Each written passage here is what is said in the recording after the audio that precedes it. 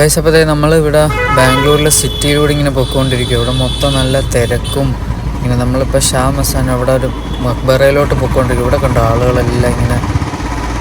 ബാംഗ്ലൂർ നല്ല അടിപൊളി സ്ഥലമൊക്കെ ആകട്ടെ. ഇത് നമ്മളിപ്പോൾ ഒരു സ്ട്രീറ്റ് നമ്മൾ ഉള്ളിൽ കൂടെ ഇങ്ങനെ പൊയ്ക്കൊണ്ടിരിക്കുന്നത്. വേറൊരു വഴി ഒരു മക്ബറയിലോട്ട് നമ്മൾ പോവുക. അതാണ് ഈ റൂട്ട്. നമ്മളെ ദർഗാ ഹസ്രത് ഷായുടെ ഇവിടെ മസ്ജിദിലെത്തിയിട്ടുണ്ട്. നമുക്ക് ഇന്നലെ അകത്തോട്ട് കയറാം.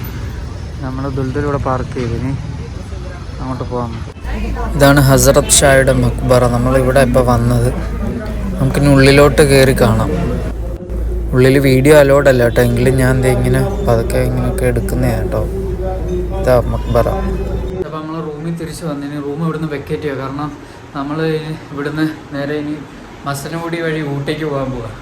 അപ്പം ഇനി ആദ്യം ഇവിടുന്ന് നമുക്കിനി മൈസൂരിൽ നിന്ന് വിട്ടില്ല. ഇത് ബാംഗ്ലൂർ പാലസോടെ കയറി കണ്ടിട്ട് നമുക്ക് ഇവിടുന്ന് നേരെ തമിഴ്നാട് കയറണം.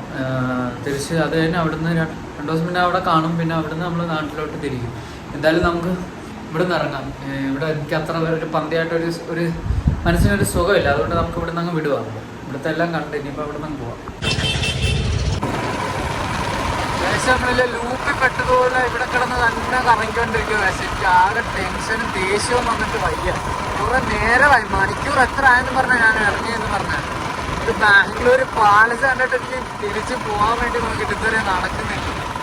ഏകദേശം നമ്മൾ അങ്ങനെ പാലസ് ലൂപ്പിൽ നിന്ന് പുറത്തിറങ്ങി കഴിച്ചു. എൻ്റെ മോനെ എത്ര നേരത്തെ കഷ്ടപ്പാടാണെന്നറിയോ ഇവിടെ ഒന്ന് എത്തിപ്പെടാൻ. ഇവിടെ ദുൽദുൽ പാർക്ക് ചെയ്തത്. ഇനിയിപ്പോൾ നമുക്ക് അങ്ങോട്ട് പാലസിലോട്ട് പോയിട്ട് വേഗം വരാം. 5 മണിയായിപ്പോൾ. ഇതാ പാലസ്.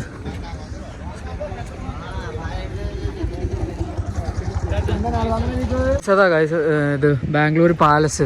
പക്ഷേ അതിനകത്ത് വീഡിയോ അലൗഡ് അല്ലേ. 100-300 രൂപ കൊടുത്ത് വെറുതെ ടിക്കറ്റ് എടുത്തിട്ട് നമുക്ക് വീഡിയോ അലൗഡ് അല്ലെങ്കിൽ പിന്നെ എന്താ കാര്യം. നമുക്ക് വീഡിയോ പിന്നെ ഇതുണ്ട് ഇവിടുത്തെ ഇങ്ങനെ ഇതൊക്കെ.